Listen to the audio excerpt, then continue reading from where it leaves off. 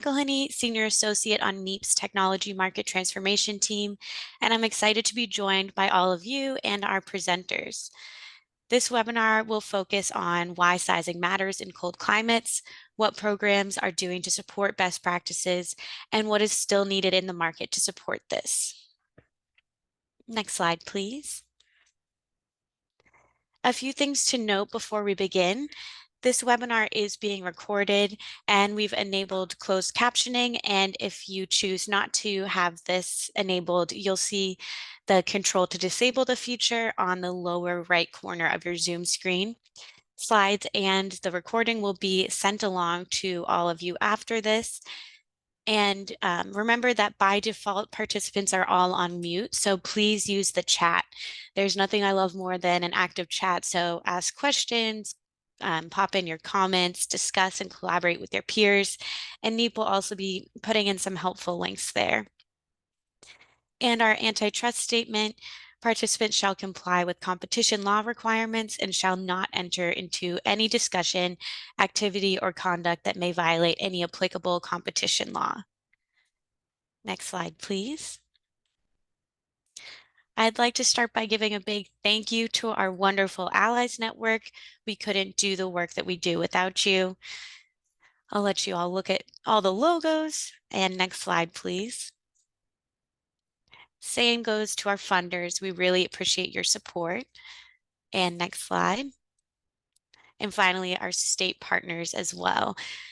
Thank you to Allies funders and state partners for making this work possible. Next slide, please. So let's dig into why sizing matters for air source heat pumps. Air source heat pumps are being installed in more homes than ever, even in the coldest of cold climates.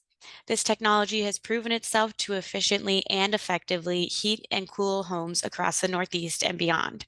However, these results depend on a very important factor: sizing. System performance, comfort, and efficiency can be significantly impacted by poor sizing and system selection. So this means that in order to use heat pumps to accelerate a just transition, that we need to get sizing and selection right. So let's hear from the people designing, administering, and implementing heat pump programs across the region and how they're thinking about addressing this issue of sizing. I'm happy to be joined by Parker Wall, project engineer at TRC and one of the great brains behind the NEEP sizing tool. And he'll be leading this roundtable discussion featuring Melanie Coen, lead residential energy efficiency program strategy analyst at National Grid, Ray Cotto, energy efficiency program manager at Central Hudson, and Christopher Haringa, director of decarbonization programs at Abode Energy Management. All right, if you could all join me on camera, we can get this conversation started. Thanks. Thank you, Tara, for the introduction. Nice to meet everyone. Good morning. My name is Parker Wall with TRC. As Tara said, I'll be leading the sizing conversation this morning, and then we'll have some time for Q&A at the end. So if you have comments or questions as our panelists answer the questions we have for them, please feel free to post in the chat, and we will try to get to most or all of them by the end of the hour. So welcome to the NEEP sizing discussion. We're going to start it off with why is heat pump sizing important and what sizing requirements do your programs have? So we're going to get some perspective from the program side and then some technical perspective from our panelists. I'm going to start it off with the program perspective from Melanie. Melanie, if you would like to go ahead and begin the conversation on why heat pump sizing is important and what sizing requirements your programs have. Great. Thank you. Thank you, Parker. So, from a programmatic perspective, heat pump sizing is important because a correctly sized heat pump increases the comfort in the home, increases customer satisfaction. We want customers to be happy with their heat pump installation. We are obviously very strongly promoting heat pumps for heating in the state of Massachusetts, and we want our customers to be happy. We want them to tell their neighbors how awesome their heat pump is, so to get them interested. if a heat pump is incorrectly sized and there are comfort issues, then that's not going to happen. For our heating or our sizing requirements, for our whole home heat pump rebate, that's for customers who are fully replacing their central or pre-existing system. Customers contractors are required to size the system to cover the full heating load. Great, thank you. Yep. We'll pass it over to Ray from Central Hudson. Yep. Thanks, Parker, and good morning, everybody. Please excuse the delay between video and audio on my feed. Some bandwidth issues there. But would echo everything that Melanie said and also add to that, especially for the Clean Heat program, which many of you may be familiar with. The rebates from within the program are all derived from proper sizing of systems for customers. So same requirement, the systems must be designed to meet the full load of the home, but there are also constraints to prevent oversizing, and oversized projects would not be covered under under these programs. So aside from the comfort and efficiency that we want our customers to take advantage of, we also want to ensure that they do get to take advantage of these rebates as well by properly sizing systems from within these programs. So just another note there, we do have sizing and design trainings as part of a requirement for the program, and some other ongoing materials in a on-demand basis for our contractors as well. Great, thank you, Ray. Christopher, do you want to input on some of the technical perspective of why heat pump sizing is important? Yeah, certainly, thank you. So yeah, I'll echo Ray and Melanie, and sizing is hugely important for the optimal performance of the equipment, efficiency, comfort, and over or under sizing for heat pumps could result in impacts to those. So comfort impacts, increased low load short cycling, maybe higher than normal electric bills. So also when we're sizing for heating, we need to be mindful of cooling and dehumidification needs. So if you're oversizing for heating, for example, that could further increase the associated risks with that. Also looking at, some of the more popular equipment that's being incentivized in a lot of these programs now is variable speed equipment. And in order for us to fully realize the benefits of variable speed equipment, we need to size them correctly. They're not variable speed so that we can oversize them and get away with it. You don't realize the benefits if they're oversized. That variable speed really comes in to benefit our customers when we accurately size them, and they're able to modulate for a huge portion of the heating and cooling seasons. And then thinking from a higher level, sizing right is important to the long-term success of the various decarbonization goals that we have in many New England states. So if we are doing this right now, it'll continue to have and promote a lot of happy customers that will lead to more customers and more happy installs. And in the long term, we can look back 10 or 15 years from now and see this as a great success for what we've done so far and the number of fossil fuel systems we've been able to displace. Great, thank you. Yeah, lots of good points there. I would definitely add also like a smaller size heat pump. If you can convince or show that a home can handle a smaller size heat pump, is often cheaper and can honestly please a homeowner by having lower upfront install costs as well. So thank you everyone there. I think that flows also really well into our next question of how are you or your programs supporting best practices for sizing? Melanie, I think you're going to take the lead on this one. Sure, thank you.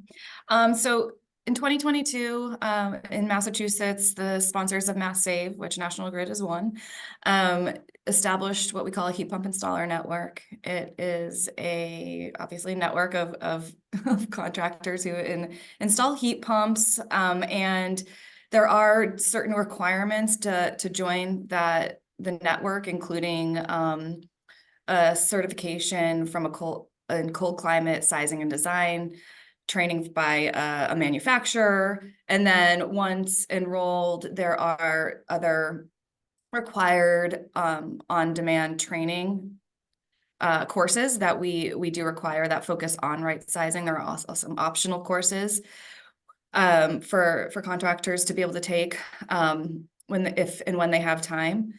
We also send out a monthly newsletter where we try to highlight important, pertinent information. Sometimes it is, the right sizing and design. We hold office hours for contractors to join and ask questions to technical experts on both the technology and the program.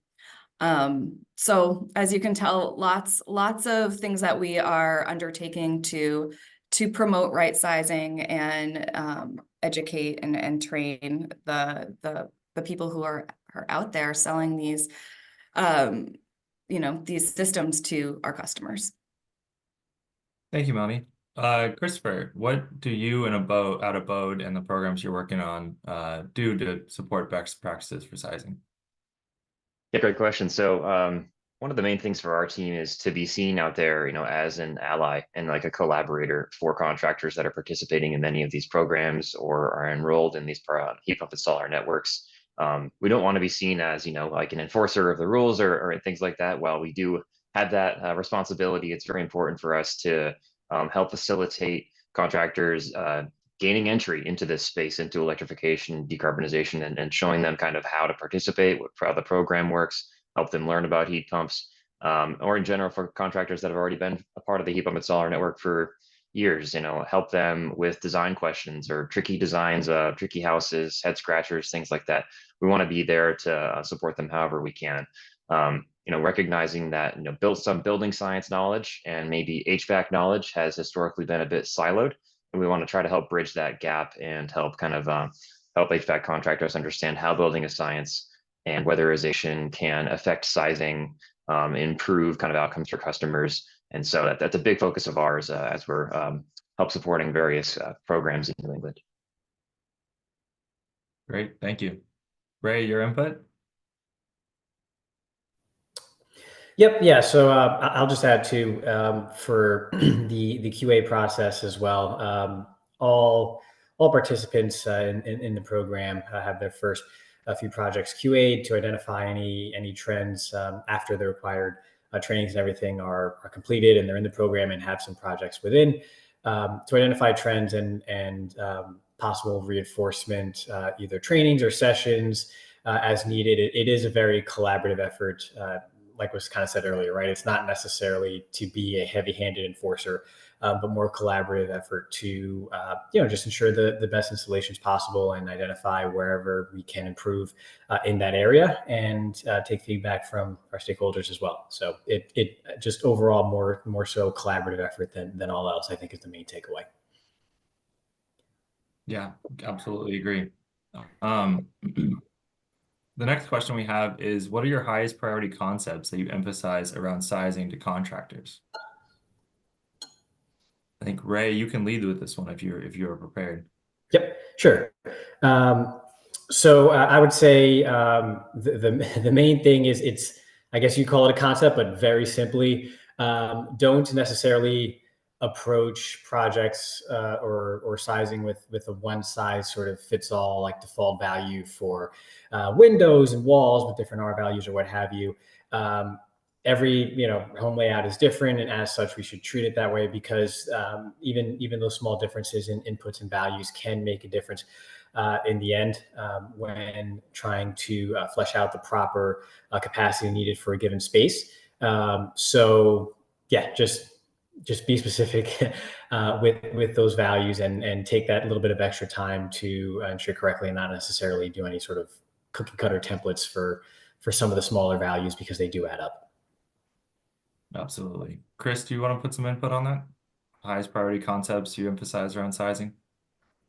Yeah, definitely. And I think I had a slide we were going to take a look at for this one as well, if Jess is able to put that up.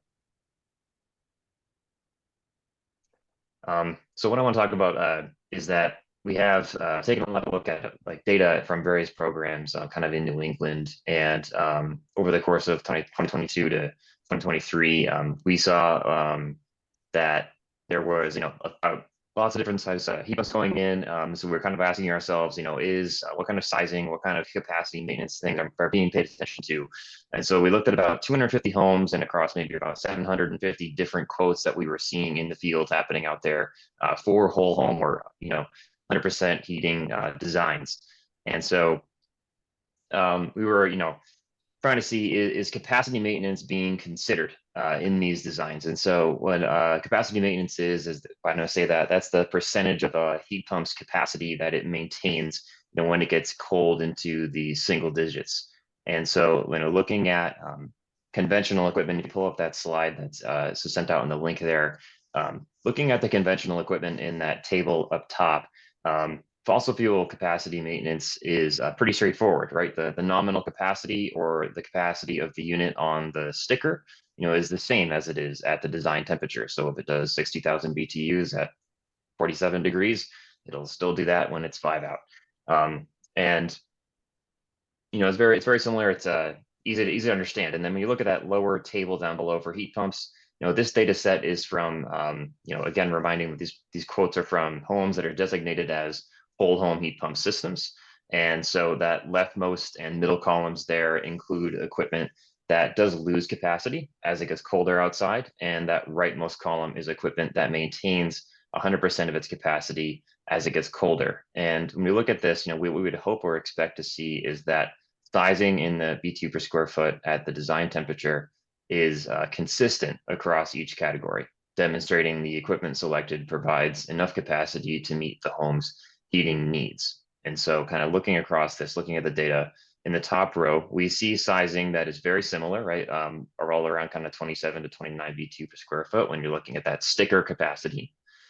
And then when you look at that bottom row and compare it, you can kind of see that the equipment seems to not maintain as much capacity. And so when you're looking at the bottom versus the top, are we seeing here that there is maybe some legacy sizing strategies going on, or capacity maintenance potentially is not being considered between looking at the nominal capacity of the equipment and how it actually performs down at those design temperatures?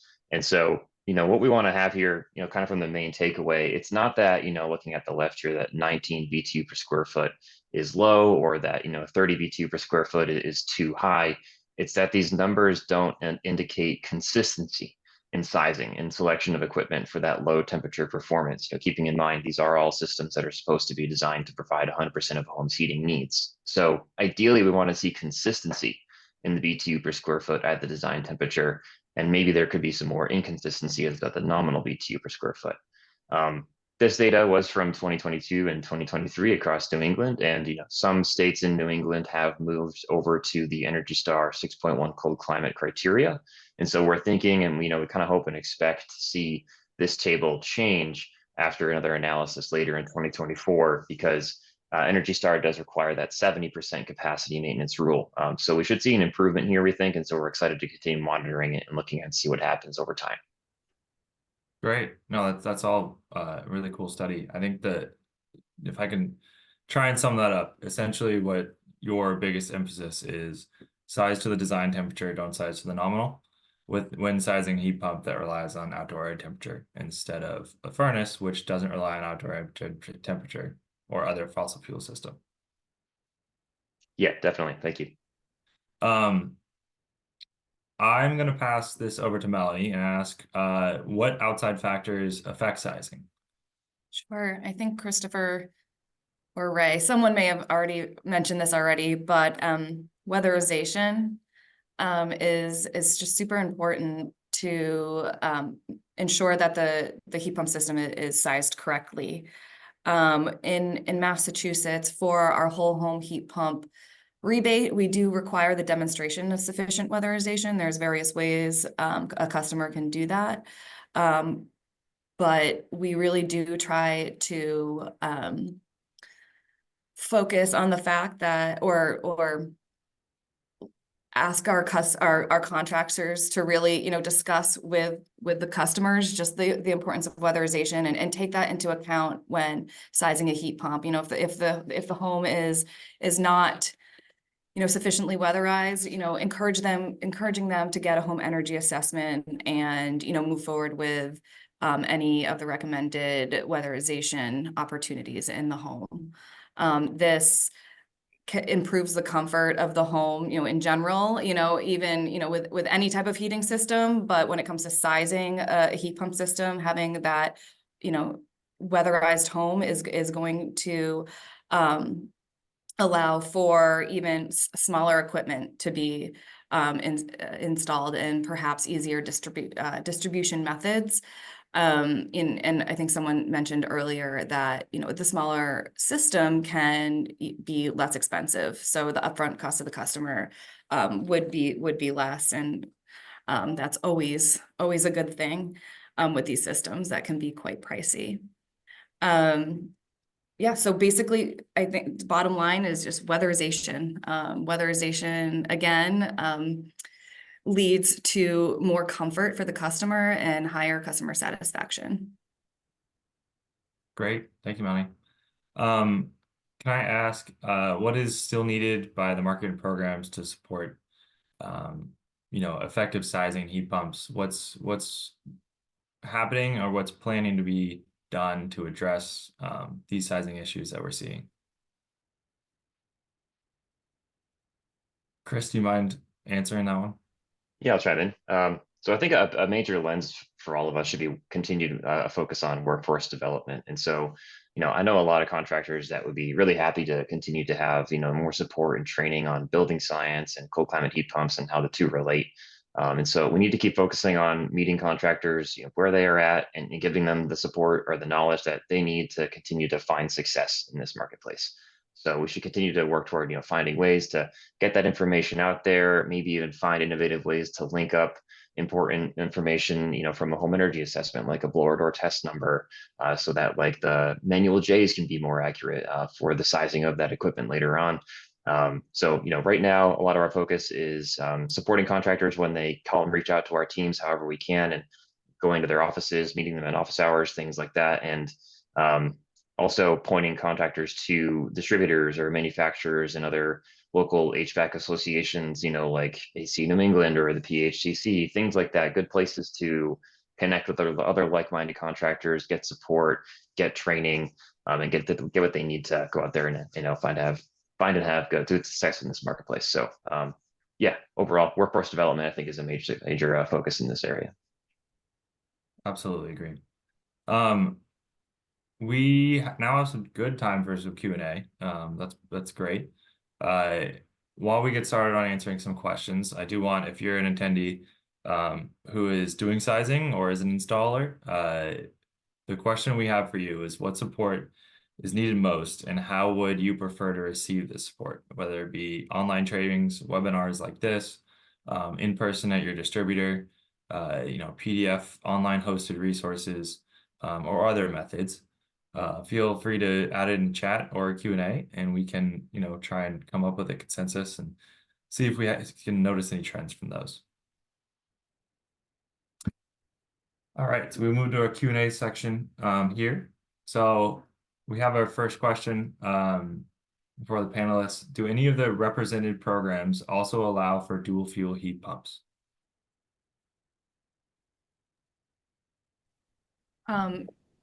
So in Massachusetts, we do have incentives for what we call partial displacement or partial home heat pumps. So this is when a customer who is not ready to, fully replace their pre-existing heating system with a heat pump, they can install a heat pump to partially displace their central heating system. We do require at this point what we call integrated controls, which is set to an outdoor switchover temperature. So when the temperature reaches a certain point, the integrated control will switch from the heat pump to the fossil fuel system. So long answer to a question is yes. And our program in New York, the Clean Heat program, echo that nearly exact same sentiment. We have integrated controls that are required in that scenario. So yeah, no more to add. Melanie covered it. Great. Chris, do you have any input on that or programs that you cover? Yeah, I would say across other New England states like Connecticut and Rhode Island, they also allow for that as well through different sets of program rules and such. So still room for that in the designs where applicable. Great. All Our next question is, how do we control short cycling and lack of dehumidification when sizing for the heating load? So how do you size for heating, and then also take into consideration maybe supplemental dehumidification, or control for short cycling in cooling? I can give that a try. So I would advise folks who are interested in this topic to look up the most recent guidance released by ACA on their newest Manual S. It does provide guidance on how to appropriately size for heating and still account for the needs to properly dehumidify spaces. So they provide some methods that you can do to follow the rules and make sure that you're going to likely end up with a great result that's low risk. And yeah, size the heating still, and they provide pathways where if you do want to size your piece of equipment for heating, but it's not going to meet the thresholds that they've determined are best, you can alternatively add in additional whole home dehumidification and things like that. So check out that. I know it's available online. Alternative, try reaching out to manufacturers, distributors, or any of your local HVAC contractor associations and things like that to get connected with the right information. Great.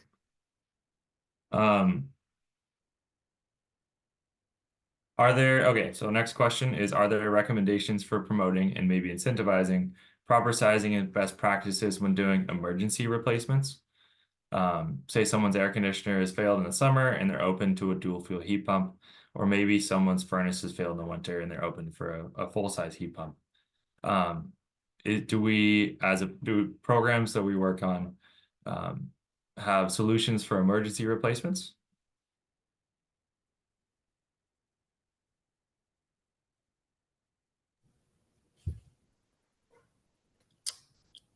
I would say the requirements are the requirements. I think we try to make it as seamless as possible for like the manual J to be completed and such in those instances, so that if the installation is needed and then the application is reviewed thereafter, that's just part of the program and kind of how it goes. But there is no sort of like separate pathway or set of steps in the event of an immediate replacement of the sort. We still follow sort of the same process, even in those sort of short turnaround times.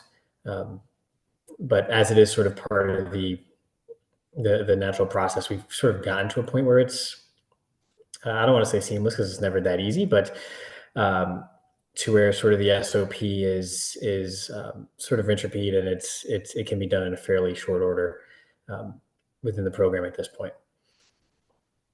Yeah, and I can add on. Oh, sorry, it's the delay. You got me confused there, right? But got it. Okay. So I can say, in Massachusetts, with respect to the weatherization requirement for our whole home incentive, customers do have up to 6 months after the installation to demonstrate sufficient weatherization, which could include actually, getting weatherization installed in their home.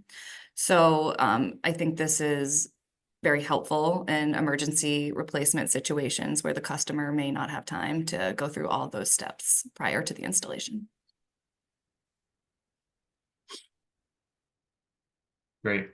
Melanie, I have another question for you as well. It may not be one that we can answer right now, but we may follow up after. Have the New England states that have adopted Energy Star criteria required products to be certified or simply adopt the criteria? The year 2, et cetera, specs. If the former, have there been issues with product availability lag in products being certified? I'm gonna try to answer this question, and then I'm gonna look to Christopher, who is our lead vendor, to just make sure that I stated this correctly.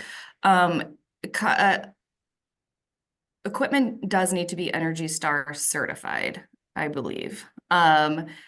Chris, am I right? No, I'm wrong. Christopher's gonna technically. answer this question. Christopher's gonna answer this question. No problem. So this is a great question, and it is nuanced, and so no problem, Melanie. So The reason that we're like, I think Connecticut and Massachusetts statewide programs have taken the same approach, because with like the turn of this year, with Energy Star 6.1 cold climate kicking in, a lot of manufacturers are working really hard, having just adopted the new AHRI required testing and now shifting to try to do Energy Star 6.1 cold climate testing. There is a little bit of a bottleneck at labs and things like that. There's a lot of equipment to test. And so to fully certify a piece of equipment for the Energy Star certification, there are some additional tests that need to be completed. And while we're waiting for those to be completed and to ensure there's no major disruption in the availability of eligible equipment, what these two state programs have chosen to do is to use the criteria that would certify a piece of equipment for Energy Star without requiring the full certification to be fully completed. So we're talking about the COP at 5 degrees, the 70% capacity maintenance requirement, as well as the HSPF and SEER requirements. There is one additional test that Energy Star requires called the CVP test, which is a test using the system's own firmware at 5 degrees to see how it performs. That test is one that I think a lot of manufacturers are still working on completing. So in the meantime, we're able to use the 2023 M1 testing that was completed for AHRI to say, yep, this equipment right now meets the criteria that are laid out by Energy Star 6.1. And we don't have to have it actually have a full certification yet. Later on, probably next year, when a lot more equipment has fully completed this test, maybe we'll shift over to that. We'll leave that to the sponsors to kind of watch and see and figure out. We're monitoring, how much equipment is fully certified over the course of this year. So hope that explains it. I'm happy to explain it further if there's any more questions on it. Yeah, but good question. Great, thank you, and good explanation. We have another question that I'm going to try and answer and then pass it to comment as well. Have efficiency programs found success with load assessment requirements, submission of manual J paperwork and others? Through my experience on the New York State Clean Heat program, contractors are definitely willing, that are participating, are definitely willing to conduct a manual J and do their best at it. And initially, when some of them join the program or are new to manual Js, that's a big struggle that they try to overcome. But most of them are willing to learn and willing to put in the time. If you give, if the program gives, feedback, they take the feedback and incorporate it and get better at these products. I would say that heat pump sizing, as we all know, is very important. And so the contractors that are willing to, that we've worked with, that are willing to recognize that and learn from what they've done and the feedback they're given, see more customer satisfaction and better sizing their future projects. So I'll pass that over to Ray if you have any input on the success that you've seen with manual Js, or you can disagree with that. Feel free to give your input. No, I think that's exactly right. And I think also just by and large, the amount of post-installation issues that we've had from the end consumer, I think is a result of the manual J process and how effective it has been within the program. So I think that just speaks to it more so than anything else, is that yes, it's it's a bit of an adjustment at first and such, and you have to bring everyone up to speed, but I think we use the term best practice a lot, but it is proven to be a best practice from within the program. So yeah, echo that sentiment, and I think that's as best as I could put it. Great. Melanie or Chris, do you have any input?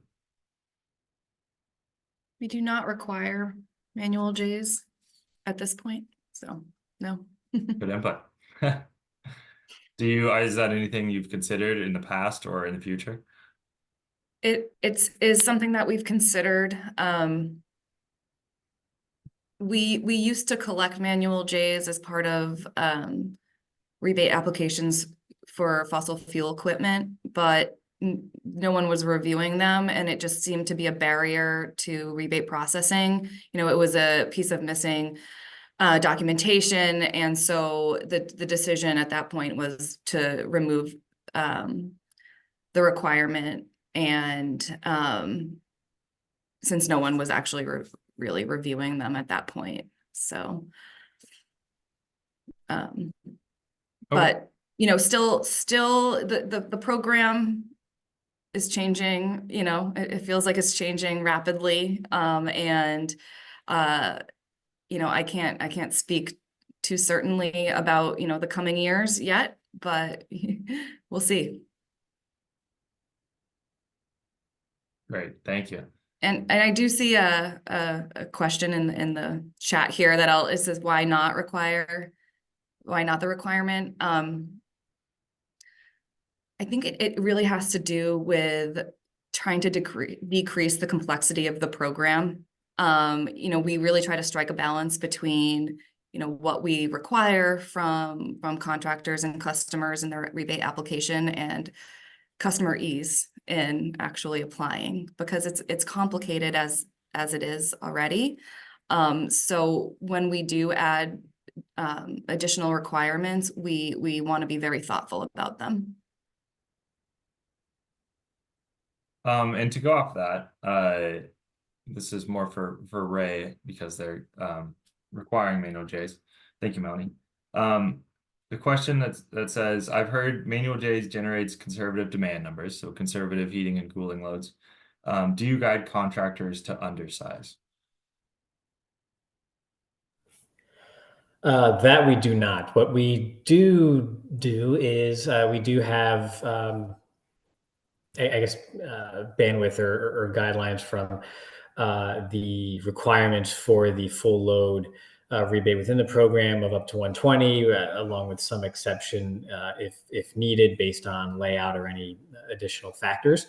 But we definitely don't encourage sort of, you know, trying to thread that needle of saying, hey, well, some of the calcs are a bit conservative, so if we go to, you know, 93 or whatever the case may be, we're not trying to thread the needle that closely, right? It's more so just to give us that extra bit of cushion within the calcs, and you know, we do allow for a bit of range there between the 100 to 120, with, you know, any applicable exceptions as needed, which are reviewed at that point. But no, definitely don't sort of encourage to try to thread that needle on the lower end to make up for it. It's just kind of baked into the stock price at that point. Absolutely. The next question is, how would you characterize a home is weatherized enough? For example, do you suggest an air change per hour or a specific insulation level? My input on this would be almost to go towards, you know, look at what's the return for the customer. Is that next level of weatherization going to, you know, they're going to get payback on their investment into it? I know that Windows is always kind of that line that may not be worth actually replacing as far as weatherization goes. Is there a line, or, you know, a line that you push toward contractors to and homeowners to weatherize towards, or any guidance you give there through the programs?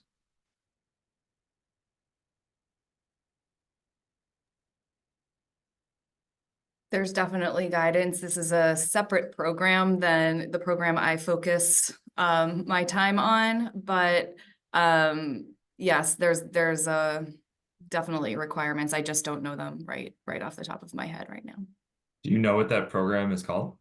It's called Residential Coordinated Delivery. It's the program where we conduct the home energy assessments and then install the recommended weatherization measures. And I did see Christopher come off mute. Yeah, thanks. I don't work on that program specifically myself either, but there is like a great like baseline of weatherization that is like sought after for any home from one of those home energy assessments, which they'll find any of the opportunities there are around the house. You know, it is relatively prescriptive to find, is there wall, you know, attic, basement rim joist, air sealing opportunities, et cetera, that can be done throughout the home to get to a point that it's like, it's pretty well weatherized. And any home that completes all of those measures is more or less suitable to, you know, switch over to heat pumps as the primary source of heating. You know, there are plenty of further opportunities that folks can do to continue to reduce their home's load, which are probably going to go beyond some of those like prescriptive programs that are available throughout, you know, Mass Save or Energize CT, et cetera. And for folks who are like motivated and want to get their homes, you know, loads further reduced, I think that can be a great option. There is still a great like benefit to do that, you know, as far as like further reducing your annual operating costs. And then, you know, when state programs are available or there's incentives and things like that, it makes it all that much easier to like pursue. And we should also consider, you know, when you do go beyond kind of those prescriptive measures, you're further reducing how much, you know, carbon emissions are going to be related, you know, ongoing with your home, you know, even after switching to a heat pump. And that does have a social value for us to consider as well. So, you know, going beyond those measures when you can for your house, I think is a great opportunity. It'll, you know, allow you to use smaller equipment, I think you said earlier, Parker, which will decrease your upfront cost to install a new heat pump system, things like that. But yeah, for a baseline, you know, what Mass Save and other programs are doing on those is great. It's super helpful, and we'll get homes to a point where they can switch over to heat pumps safely. Great, thank you. To go back a little bit about the Energy Star criteria, we have a question about really asking the program's take on the CEE tax credit levels versus the Energy Star 6.1 cold climate specs, you know, specs for these contractors to hit. Are we seeing push for one over the other? Are there, you know, some differences? Are we choosing between year and year two? Are the programs updated?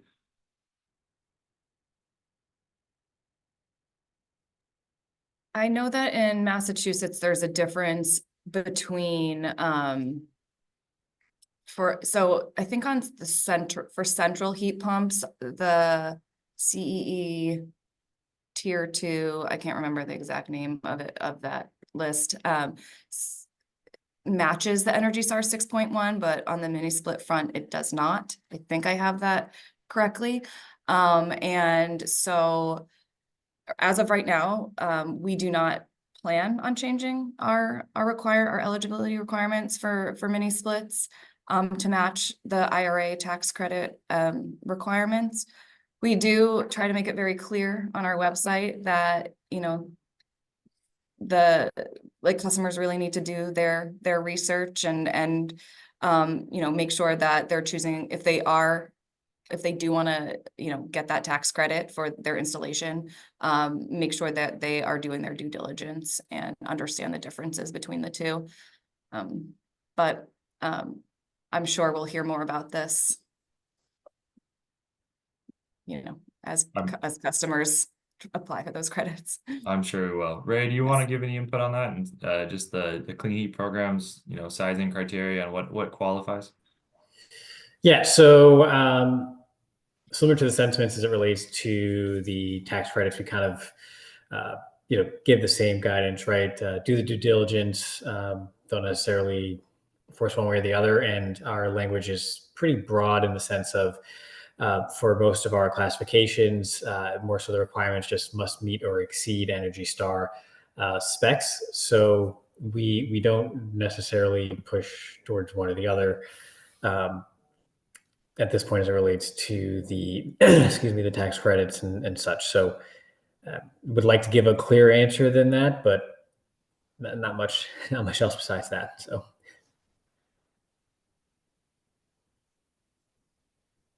The programs that we're helping support as well, like on the qualified product lists, we're creating like columns that have whether or not that piece of equipment is eligible for a tax credit. So it's another way for customers and contractors to easily figure out if something that they're planning on installing is likely eligible, because the CEE tiers are not easy for an average person to understand. And so, you know, helping them through that with the qualified product list is a great way for, you know, not only contractors, but customers, distributors, everybody that's kind of working in these programs to more easily pinpoint that information and help customers navigate the tax credit question.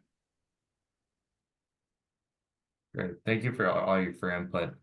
One question here on the I assume integrated controls and other similar dual fuel, whatever you're calling it, systems. Do dual fuel controls switch over at thermal balance point or economic balance point? Is there a requirement within the programs to choose one or the other, or are you doing indoor outdoor temperature controls? Is that any kind of requirements? So we have specific outdoor switchover temperatures that we do require, and they differ between the different fuels. For oil and propane, it is based on, you know, the cost efficient temperature, so it is more economically based. But for gas to heat pump displacements, the economic switchover temperature is like in the 50s or something like that, 50 degrees, because here in Massachusetts, gas is much less expensive than electricity. So because the program is really designed to, or one of the goals is to reduce greenhouse gas emissions, we do require a lower temperature for gas conversions that is not based on economics.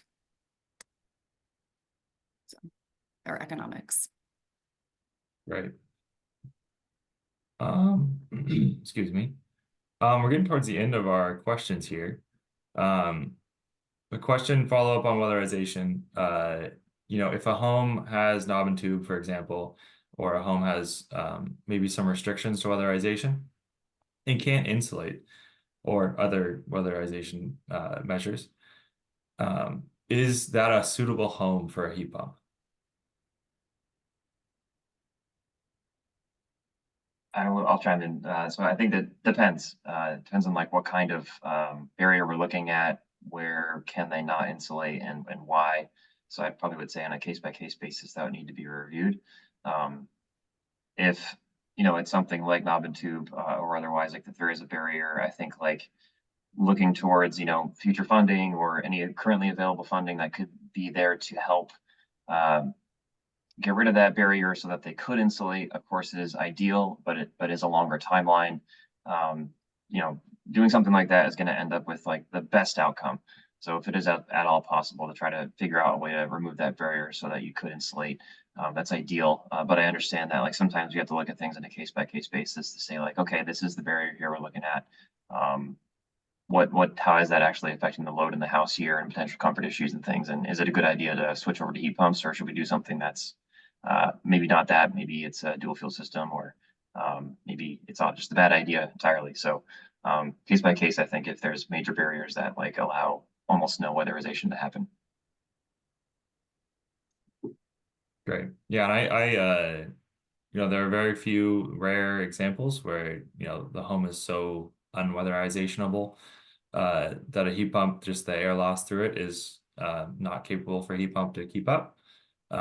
So I'd say that's a rare one-off, and hopefully something that we don't see. One last question, and then we will have to wrap up here. Is it, so on heat pump sizing and the manual J being a little bit fluffy, we'll say, is it better to size a heat pump for 90 to 95% of peak load and use supplemental heat? An example, you know, electric resistance for the remaining load versus sizing for 100% load, which will result which will result in more cycling under lighter loads. I can say that we're currently undergoing a study actually in California, TRC is, about undersizing a heat pump and seeing how well that operates and how well home comfort is throughout the home. So if we have any input from the program's perspective on that, I think Edward would be interested in learning a little more about that.